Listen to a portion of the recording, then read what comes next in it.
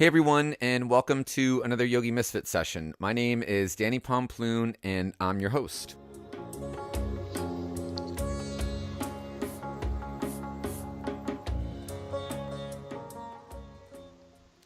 Today we have Melanie on the show, and she is a rock star. She's a kindness goddess, as I refer to her after reading her book.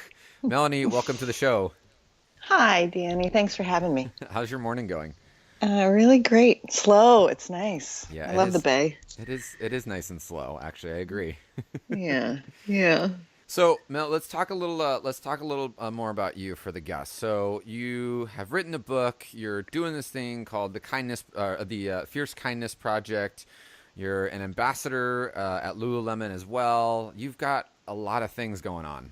I'm a mother of three little boys. Three. That's yeah. Whoa! You just upped the ante there. Yeah, that's my main job It's right now. being a mom. Oh yeah. That's a good. Learning. That's a good. Yeah. That's a good job.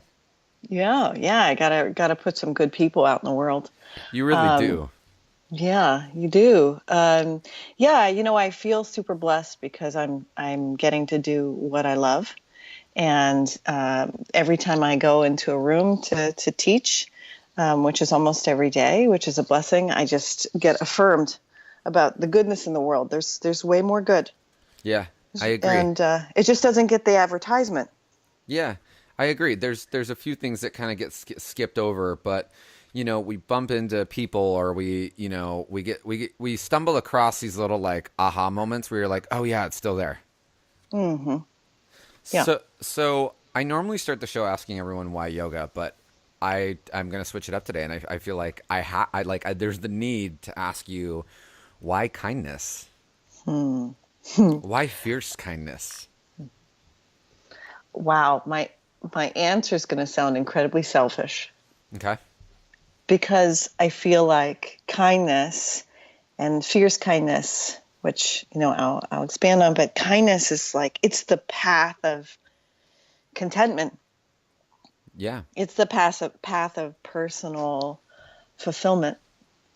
So in a way, it's like I know it may seem like it might be about the other, and it's wonderful about the other, but it's really about you. So when we're in that path of kindness, or I call it a channel of love, it's full of possibility and expansion and connectedness, and it feels safe, and that's nice.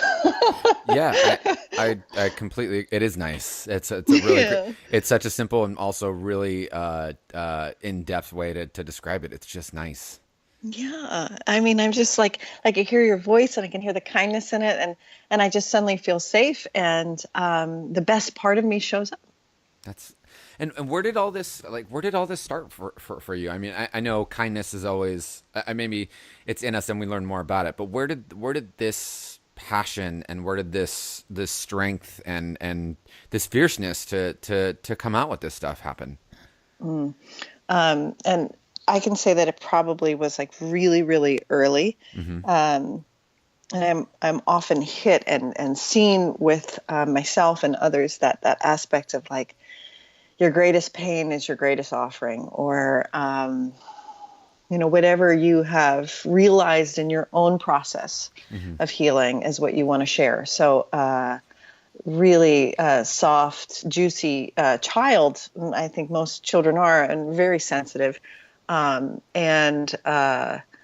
that ability to fall in love with people may Yeah. be inconvenient for my family.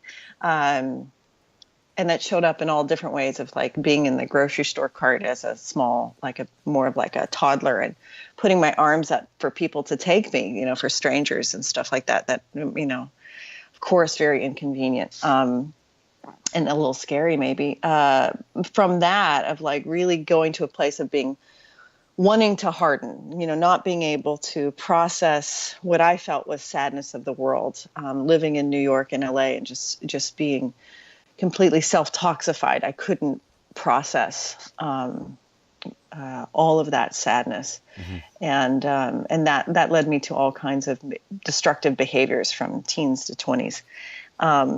And as I started to find and utilize tools to be able to process, like digestion, you eat good stuff and you need to poop, Sure. Yeah. you need Yeah. to get it out, right? So as Yeah. I started to learn really healthy mental, emotional digestion through yoga and through the arts, then I started to kind of emerge. And as I emerged out of that gunk, I realized that my ability to fall in love, to share love, and to switch my own mindset to be helpful in the world was my greatest gift. So I could look back on my childhood and reclaim it all.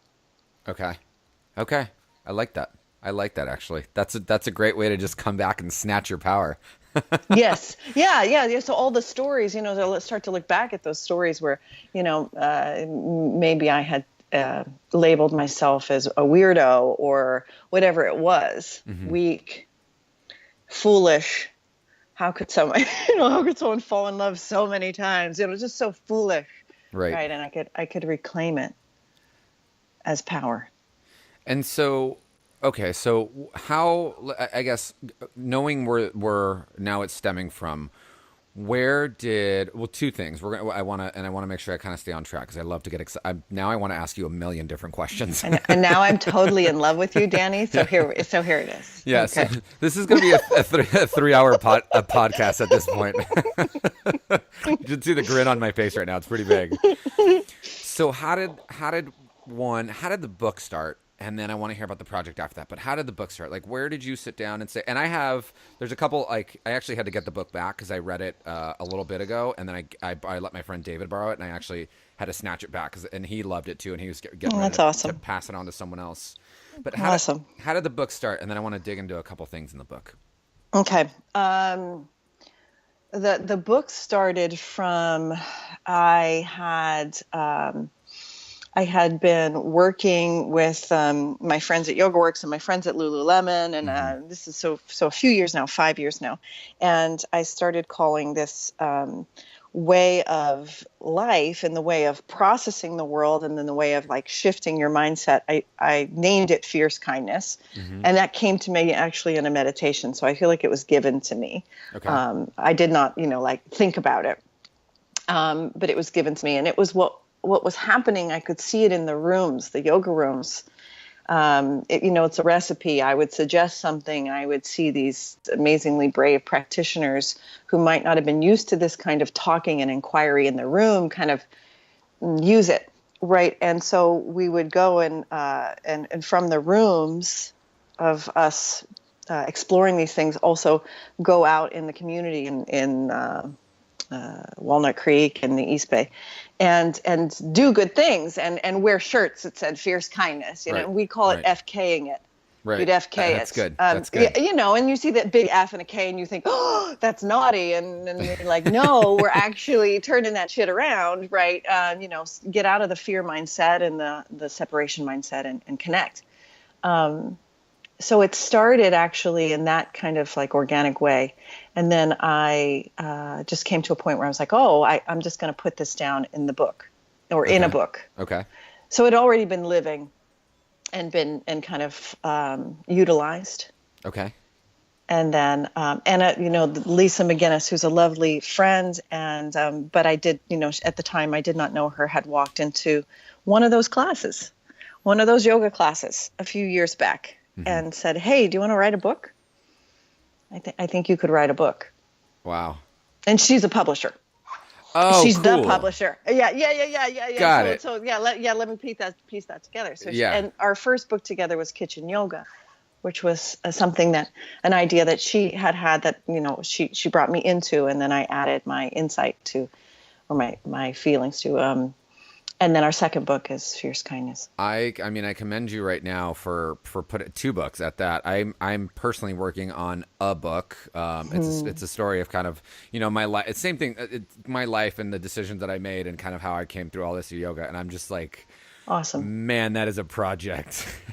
It is. It's totally a project. And I've been really thankful because Lisa is a veteran in the book world, and I'm so green. Like I just constantly like, I don't know, Lisa, how does this work? Right. Like to have somebody there who really knows what they're doing. So yeah.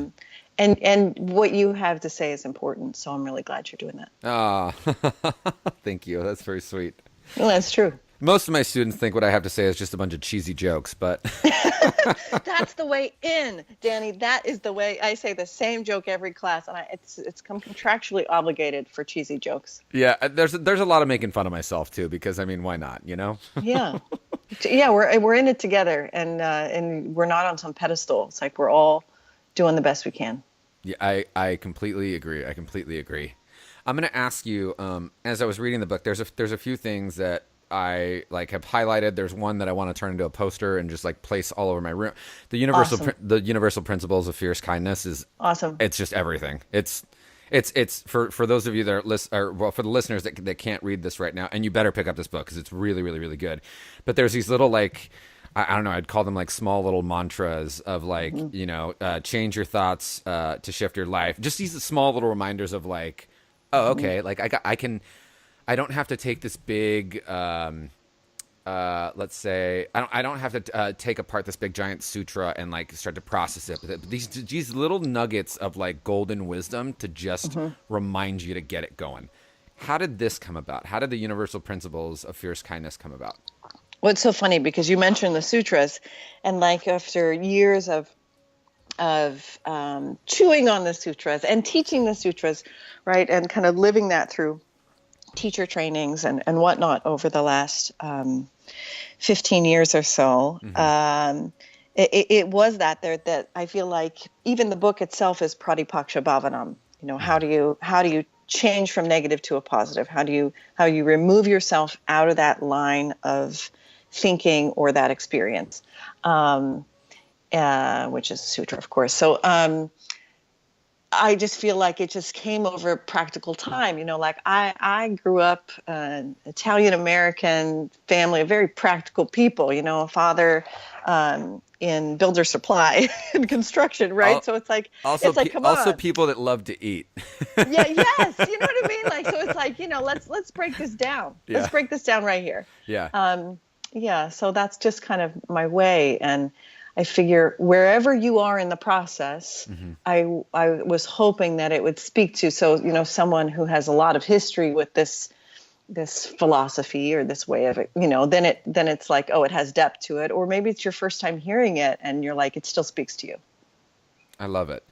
There's a few like I'm actually gonna post a picture on the show notes of like all the stuff that I've written in here because there's thank you. I've highlighted and I've annotated and I'm like, oh, I need this and I need that. And well, I feel like it's totally our tribe. Yeah, you know what 100%. I mean? Like this is it. It's just a little reminder. 100%. The biggest part there. Well, there's actually not the biggest. It's all a big part. The one part that like I think. Just in my own personal process as I'm growing and learning and as I'm lifing, as I'm adulting is in one of the first chapters it's so boldly written and such a great reminder, but it says we have 2 eyes, 2 ears, and only 1 mouth for a reason. It's we have 2 eyes, 2 ears, and only 1 mouth for a reason. Compassionately observe more and speak less. Oh my God. And that had been delivered to me over and over and over again in those words from many people. Yeah. Yeah. What a great way to just be like, oh, okay. How am I supposed to be of service? Like what, and then you have the little notes on the side. It's like, okay, is what I'm about to say or do, is it true? Is it kind? Is it helpful? Is it necessary? Like, I think we sometimes forget that like part of our path and part of the kindness path and the yogic path is to be compassionate, but also to hold that space for others. Like we expect people to hold space for us or would like that space to be held for us. Yeah. Yeah. Yes. Well, and, thank you for highlighting it again. It's like, it's all the elders' wisdom, in that moment distilled. So I don't even feel like I can take responsibility for it, but just that it's so consistent in my own life. Like just be quiet and listen. Like in certain elements of subtle body and chakra work, right. Of like the throat chakra. And, at first glance, so, the superficial kind of, oh yeah, this is communication, speaking my truth. Now I'm saying it a little sassy. Right. It's a powerful thing to be able to speak your truth. Right. Okay. So I don't mean to diminish it, but on a deeper, when I was like, no, Right. listen to your truth. Listen to your truth. Yeah. Yeah. There goes that meditation practice. Oh my God, I did it last week. Can I just rely on that? Like, no, it's a daily, it's a it's just like a constant thing. I thought about doing it. Doesn't that count? It does. You're getting closer. Yeah, right? Yeah. So we've got the book, and then you have the Fierce Kindness Project. I want to know more about that. And also, it's cool for everyone to know, like when you buy one of these books, a portion of it goes to the actual cause as well. But let's talk more about the cause and how this ties in together. Awesome. Yeah, it was really important to both Lisa and I that the book would immediately give back. Mm-hmm. And so, yeah, I love that, a part of it, and that she was willing to do that. Fierce kindness. So fierce kindness is a movement. We consider it a movement of nonviolence and global consciousness shifting. So really grand in that aspect. And we're creating, and we're in the process of creating and launching this year, is an online school of sorts for trauma-informed yoga. So I have a partner. Her name is Caitlin Pratt. She's amazing, former deputy sheriff, trauma therapist. So we're building trauma-informed yoga, to help serve all different peoples, including first responders, firemen, policemen, who are out there, really every day, Sure. and needing that support to be able to make the best choices. Sure. Right. So that's a branch of Fierce Kindness, Operation Fierce Kindness, and then offering tools of leadership and classes and individual work, like the book. The book is like individual work. So that's developing. And then we've been doing lots of local events that we're going to grow. We call them kind events. So they're triathlons, and oftentimes with Lululemon and YogaWorks, and we have one coming up that will include Soul Cycle with it too. So we're raising stuff. Do you have like other kind ambassadors then? Are there other people that like are in the movement and starting to help out as well? Yes. In fact, I recently was talking to one of them in Hawaii, and I thought this is so much fun. Yeah. So like, yes. And she's creating a group of a fierce kindness kind of chapter of sorts. Yeah. To share the message. It's building, and I really feel like it's in its infancy. Sure. Even though we've been around for like 4 years, I feel like we're still babies growing. Oh, totally. You're in the fun. You're in the fun stages. You're learning how to walk and talk and figuring out the things that you want to do, and that's good stuff. I love it. Yeah. Awesome. So the book is available. There's a lot. So you teach in the Bay Area. Where can we find you if we want to go take one of your classes? Awesome. Yeah, and I hope that you do. So I'm at Walnut Creek, YogaWorks in Walnut Creek. That's my main home. Okay. And I've been teaching for YogaWorks for a long time. Great. I have a teacher training, YogaWorks Teacher Train 200, and then also a 300 hour where I'm leading philosophy. And that's all coming up in the autumn. And I think I'm also online, because I haven't checked if my videos are still up, but myyogaworks.com. You can also study with me then. And then I work with a lot of people Skype-wise. So Okay. I work with people all over the country online, which is super fun. So there's a lot of ways to join me. And you can join Fierce Kindness, fiercekindness.org. Okay. I would love to grow the movement in any way that if someone's leaning towards me, I'll lean right back. Well, I'm gonna put all this lovely information in the show notes, and actually after reading this, this book is going back to my friend David because now he's got to pass it to somebody on. But I've kind of made this mini commitment to myself that I'm gonna buy a couple, and I just need to give them, and I might actually do it where I don't like think of a person, but just put them in my backpack. And when I have that conversation and I hear those little trigger words, I'm just going to be like, you need this. Danny, I love that. Right? That's so awesome. That's so awesome. And that is really that spirit of that moment where it opens up, you're in the channel of love, like you really feel connected. And then it's like, okay, I can help right now. I can make a Yeah. difference. Yeah, Hmm. absolutely. Absolutely. And again, for those of you listening to the show, it's a great read. It's super easy. It's one of those books that I think you're not just going to read one time, but you're going to want to look at it a couple times over and over again because it's cool little reminders. It's beautifully written. It's just a really I was pleasantly surprised by the book. I didn't expect it, and it kind of just like fell into to my lap, and now here it is. Well, and thank you. I mean, what I really hope is that this is a greater beginning. It's a call to action, Yeah. to stand up, right, and to Yeah. be kind to yourself and then to others, and let's see what we create with it. Okay, I've got one more question for you. You ready? Awesome. Okay. You're walking down the street and you bump into two of the most powerful people in the world. We don't know who they are, but they're just two random powerful people. Like we'll say the most powerful people in the world. You have one sentence to say to them. What is it? Hmm. Hmm. Choose love. Yeah, I like that. Right answer. Ten. Hey, can I tell you who I imagined? Sure. Oprah and Donald Trump. I Yeah. said walking down a street, not a boxing ring.